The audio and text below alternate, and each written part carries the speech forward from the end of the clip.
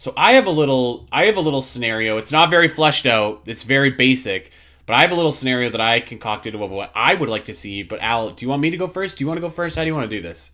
I'll have you go first because I think yours might be the same as one of mine. Okay. Um, I'm just I'm gonna throw this out there too. Even though we're like months and months and months and months past the game coming out, this is gonna be spoilers, big spoilers for Tears of the Kingdom. Okay, Okay. yeah, true. So just I don't want to hear about it. We're just gonna throw it out there. So obviously, a big part of Tears of the Kingdom is the draconification of both Zelda and Ganondorf. And Hmm. and one thing that I was really excited for when I started picking up like that was the direction that the story was going with Zelda. My mind immediately was like, who's the other three, right? Hmm. Yep. So my story would have been, and it doesn't necessarily have to take place in the past, but my story idea or pitch rather would have been introduce three new characters: Faror, Din, Nehru. They could be Hmm. whatever iterations of the characters, but those are them, and they live in the past with Sonia, with Rauru, whatever. Get to know those characters a little bit, and we're gonna find out why they became dragons. So I Hmm. did. I shouldn't say I did research. I poked around a little bit. I was asking a lot of people smarter than me that are in our Discord, and I was like, did anybody see any dragons in any cutscene in the past? I didn't remember seeing any, but I'm not a very detail attentive person sometimes. So I was like, I better double check. Apparently, there's no dragons in the sky, so they have to have come after like Zelda turned into the light dragon, right? Well, I wouldn't say so because my theory is that they did exist because how else would Minoru and Rauru and the Zonai know about the act of draconification? They had to know That's about it true. somehow because it had to have happened in some way because it's like they call it a forbidden act. So somebody had to have done it for it to be a forbidden act. You know what I mean? So I think that those three did it, and that's how they know what draconification does, that it lasts forever, and that it's now a forbidden act. Okay, so this was my pitch because I didn't think that anybody was like draconified at the time, but my pitch kind of ties into yours as well. So I was thinking like, all right, maybe what we're gonna see is like I don't know. You could also introduce characters like a Twin Rova or like whatever. You need three bad guys, okay? Hmm. Those three bad guys are going to somehow draconify themselves. And I'm opening a big can of worms here because now all of a sudden we need more secret stones and like since it takes place Hmm. after the imprisoning war, are there more secret stones? Like no idea. So that's a messy, murky bridge that we can cross. I guess at a later date. For purposes of my story, we're just gonna assume that maybe there's a magic way people could turn into dragons. But so my thought was like, okay, so there's now these three bad dragons, and now there's these three warriors, Din, Nehru, and Faror, who need to go and draconify themselves. So I was kind of thinking, and I didn't flesh this out, but like I was like, okay, I feel like each of them should have like 8 shrines apiece that Link can go Hmm. into, and maybe it's in the future, maybe it's in the past, but like I feel like either way, like the reward for finishing those 8 shrines each is like you get the I don't know the fire draconian stone or whatever that like can turn Din into Dinral, or you get Hmm. and et cetera, et cetera. So like, and you can see the story reason for that happening. You can see everything that goes on. So now you've got like 7 dragons by the end of this, and you see these like really cool cutscenes, and maybe the light dragon helps out the 3 other goddess dragons, kind of like defeat these other dark dragons, and that's where you have all like the Leviathan bones around Hyrule and stuff like that. Okay. I don't know exactly how that would work. Maybe you could even bring it back where like this is really reaching, but like you could have like maybe just you could palette swap Link for Raw. I guess Rauru wouldn't work actually, but like someone you could have like an ancient hero or something, and you could like have another dragon fight like you have at the end of the game, but like you could have it like a couple different times with like it's 3-on-3 instead of 1-on-1, which I like thought was like super cool. This would Hmm. obviously never happen, but I was just like this would be cool if it did. Yeah. And like maybe and maybe there's like some kind of MacGuffin in like the final dungeon or something that you need to get in order to like actually defeat the other dragons. So you could go through, you could do all the shrines that turn the goddesses into dragons, and then you can get the MacGuffin, and that is what you can use to defeat the other three dragons. So I was like, well, I feel like it's apropos to have like, you know, we have like the lightning temple, we have the spirit temple, we have the fire temple. Let's get the dragon temple going on here, like, you know. Oh, okay. Yeah. I was like, yeah, it sounds kind of cheesy, but like, I like a dragon themed dungeon. There's not many of those in Zelda. Like, there's dungeons with dragons in them, but like, I feel like an entire like themed, and say what you will about the dungeons of Tears of the Kingdom, but like they're themed really well, if nothing else, right? Yeah. Right. Well, except for the water temple, but yeah, like a big temple with like dragon stuff everywhere. I was like, that would be cool, and like that would be really exciting. And so maybe you could do that. You could have this awesome boss battle against, I don't know, the guardian of the dragon temple. He doesn't have to be anybody special. Maybe it could be like the originator of the Yiga clan or something like that. I don't know. But like, just have a cool boss battle, go into the dragon temple, you get the MacGuffin, and now you can defeat those three bad dragons, and now you just have these four ethereal dragons flying around Hyrule, and now you know why they're there. Okay. So I like, obviously this needs a little bit of fleshing out still. But I feel like the gist of my story idea for what I would have liked to see for DLC is like, okay, we know that people turn into dragons. I think there's lots of people that naturally were just like, okay, well, who were the three dragons before they were dragons? So I think answering that question would have been awesome. And it's like, it's one of the few remaining mysteries I feel like in Breath of the Wild and Tears of the Kingdom now. So yeah, I think that would have been awesome. I think having a dragon themed dungeon would have been awesome. Of course, we were going to get more shrines either way. So, right. You know, whatever, that's fine. Yeah, I think that would have been cool. Okay. I mean, I also had an idea for the three dragons and the draconification of potentially the three goddesses. I think I like yours because it's like definitely more like of a story element where you have like another bad guy kind of thing, whereas mine, I really like the research side of Zelda, and two of my ideas pertain to that. So I was thinking it would be cool to have, like, for once, post-game content for Zelda, which isn't usual. I thought it would be fun for Zelda to be like, yeah, I was a dragon. Here's how I became a dragon. Let's research these other dragons. And so her research would kind of guide her and Link to the springs, like the shrines to the goddesses, right? Right. And each one would have like a cave system underneath like the goddess statue. And I wasn't focusing on like shrines, I was focusing on like the cave system for Tears for all of my ideas. And I thought it would be cool to have like kind of a mini dungeon of a like cave system underneath to kind of learn more about that goddess and like what they did to become the dragon.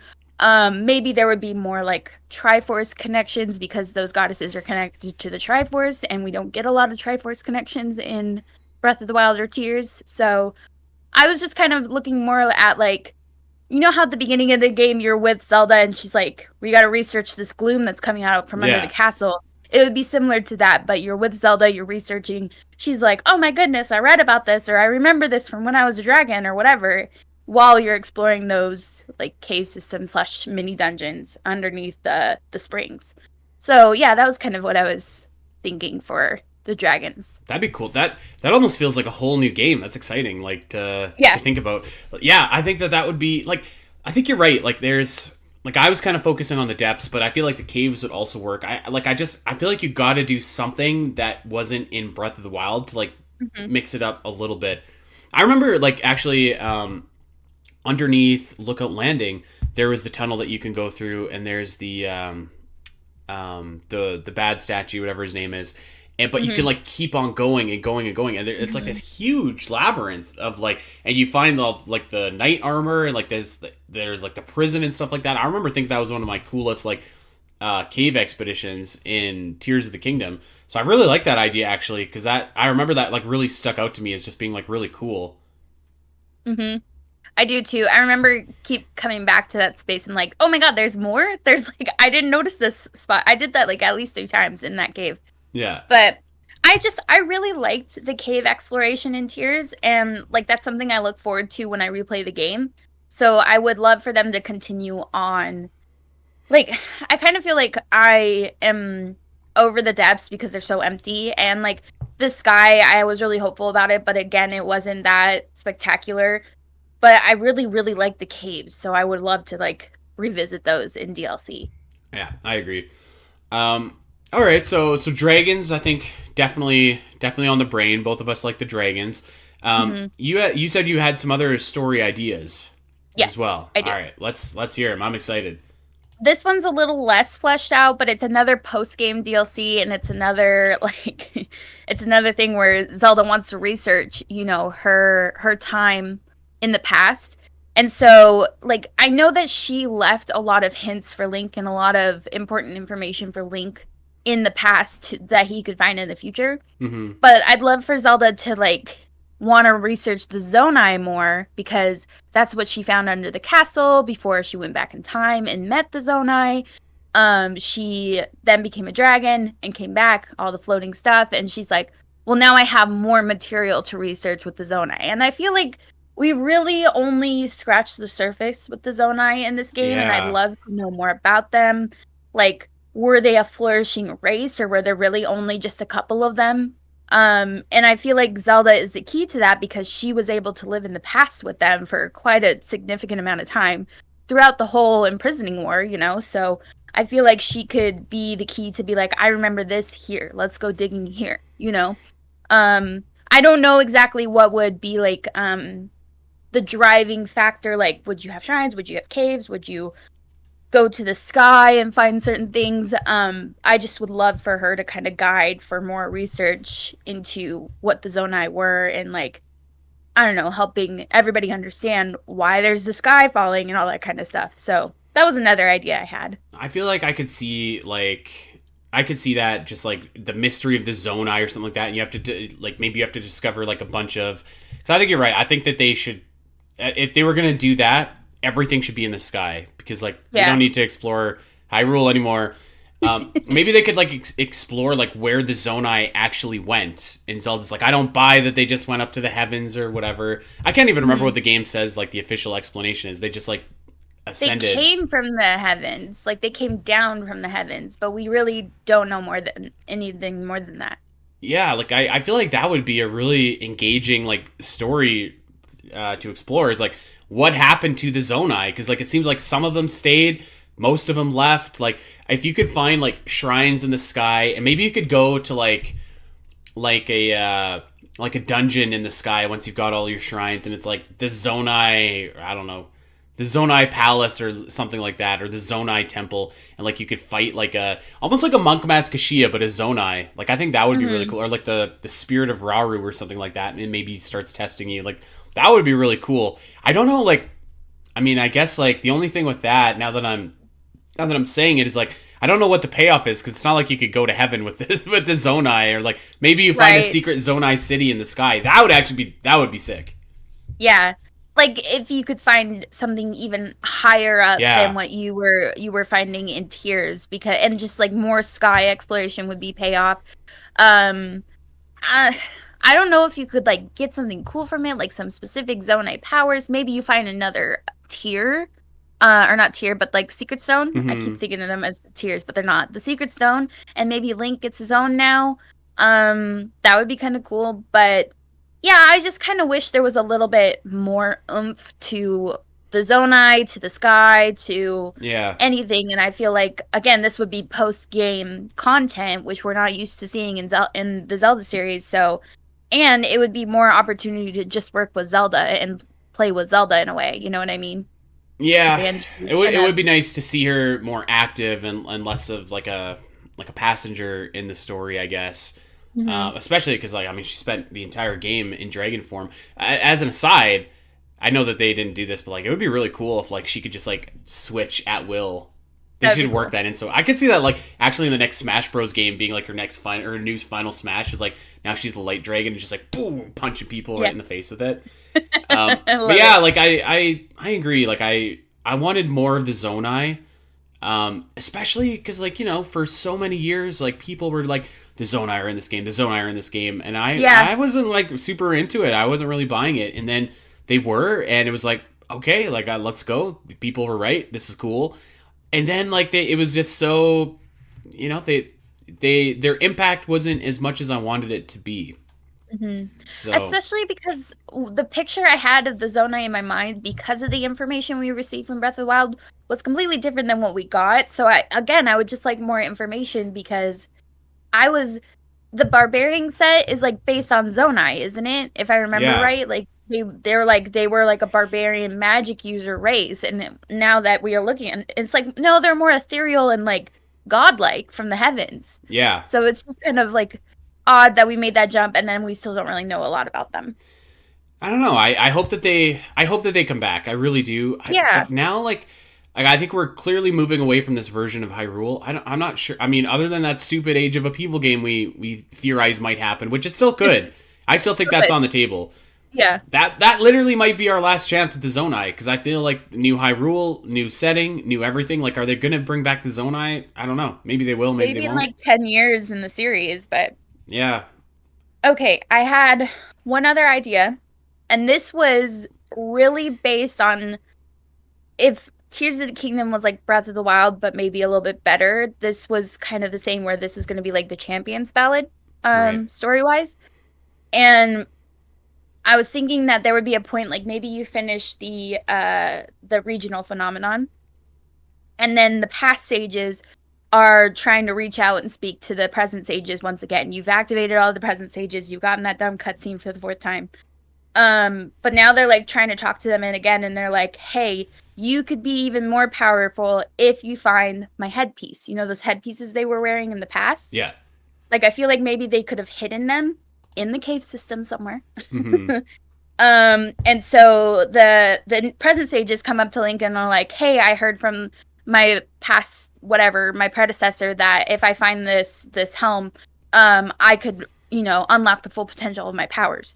So you go with each sage to their different regions, Right. find a cave system, find a mini dungeon, find a shrine, whatever, and you find those headpieces, and basically it like enhances their powers, not to like, in the Champions Ballad, their powers are like faster to regenerate, but like in this, their powers are actually like different or better or whatever. Because I remember feeling like the sage's powers were kind of meh, Yeah. aside from like Tulin and Yunoba were really useful, but it was still kind of like compared to Rivali's Gale or like having a shield. Yeah. Or So I coming back thought to like life. Pretty yeah, handy. I'm not very like I wasn't super creative with this, so maybe you might have better ideas than me. But I thought like with Tulin, if he wore the headpiece, his wind direction could be like 360, so you could use it like a Rivali's Gale.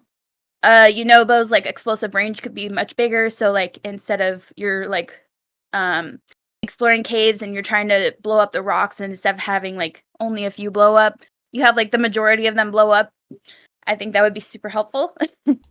Yeah, I could just like keep going through instead of like smash done, smash Yeah. done. Or Yeah. like make it like a drill or something. That'd be kind of cool. Yeah, that would be Um, cool. Sidon, he I don't know could what the hell pretend. you do for Sidon. Well, you know how like sometimes you can enhance your heart abilities in the Zelda series where like you would take half damage or Hmm. there's like a fatal shot, but instead of like taking the full fatal shot, you get like a quarter left, so you have like the last chance save. I think that Sidon's ability could do that, and I would love for it to be activated in the moment, not you have to go activate it to shield yourself. Kind of like kind Right. of like Drig's protection where it shielded you when you were hit. I think Sidon's could do the same. Right. And then with Riju, I was thinking that instead of like having one arrow, you could like via Twilight Princess Boomerang style select your targets, like 3 or 5 targets, and then shoot the arrow, and then Riju would hit all those targets. I think that would be super cool. Yeah, that would be cool. Yeah, I think that sounds like that all sounds good to me. I guess like to build off that idea, like I thought that the sages in Tears of the Kingdom were they were so undercooked, like that I mean, I don't even know like how to properly just like they were just so disappointing to me. Like they could have been anybody, could have been anything. They were just like these nameless, faceless characters that I was just kind of like, okay, like why do I care about you? Like I don't, and the game doesn't really go out of its way to get you to. So I think like that could be a really cool idea if it fleshed out like those characters just even like a bit. Like give us a name, like give us like anything about these characters. But actually, I think like what could have been really cool is like because like you have just I mean they're basically like nobodies, right? Like could be anybody behind there. What I would have what I might have done actually in that scenario, and I think could have been really cool and tied into the Champions Ballad again, is like maybe that sage comes back and it's like, you know, we have a long line of sages, of water sages or whatever that have defended Hyrule for generations and generations, and like I'm gonna manifest the spirit now of like the one that you know or something, and then like instead of talking to this nameless sage, you're talking to Mipha, and it's like that's a cool way to bring back like the original champions. They're clearly dead, right? Like so it's not like you're not fooling around with that, but like you could bring them back as like the kind of embodiment of the sages of past, because like the current sages have a connection to those people and are able to you know what I mean, like maybe they get more by having that be a person that they recognize or know. I mean really it's just a way to bring back those other sages for like one last ride. But like I feel like there's so much equity in those 4 characters that like I feel like that would have been a really good thing to do. And it would have been like a nice little treat, a nice little bonus, almost like fan service, but not like out of like I don't think it would have been out of place if that would have happened. So yeah, I think that they could have definitely expanded who the sages were, why we should care about them, like just because I just thought they were so disappointing in the game. And failing that, if they were just going to stick to like having these nameless, globless sages, maybe they could have brought back the characters that we already have a connection with to give it a little bit more of a personal touch. So yeah, I really like that. Actually, I think that could have been like really cool. Hey everyone, if you enjoyed this clip and want to see more of the Zelda cast, make sure to head over to your favorite podcast platform of choice and subscribe. There are over 200 episodes in the vault that will provide you with hundreds of hours of Zelda content for you to enjoy. You can listen to us when you're on a walk, fighting Ganon, trying to sleep, whatever. And if you want to see these shows as they happen, make sure to head over to twitch.tv/the ZeldaCast, where you can watch our beautiful faces talk about Zelda every single week. Don't miss out, and we'll see you next time.